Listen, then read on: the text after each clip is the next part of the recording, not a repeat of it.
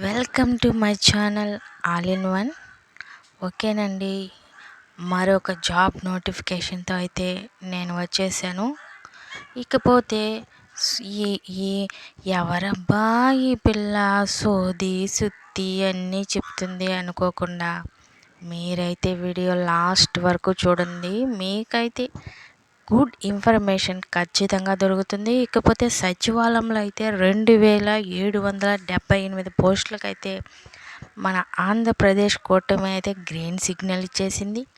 ఇప్పటికే ఉన్న ఉద్యోగాలతో పాటు ఇంకా 1785 సచివాలయ ఉద్యోగాలతో పాటు మరొక 993 కొత్త పోస్టులను కూడా ఇచ్చింది.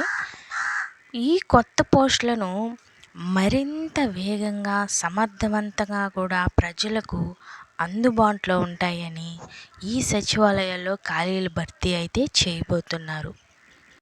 దీనికి ఎలిజిబుల్ 10th మరియు ఇంటర్ డిగ్రీ క్వాలిఫికేషన్గా అయితే నిర్ణయించారు.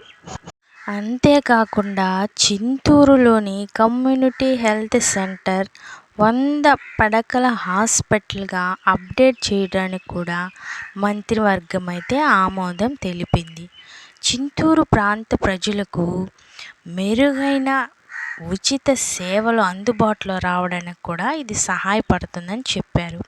ఇకపోతే ఈ నోటిఫికేషన్ అయితే త్వరలోనే విడుదలయ్యే అవకాశం ఉంది.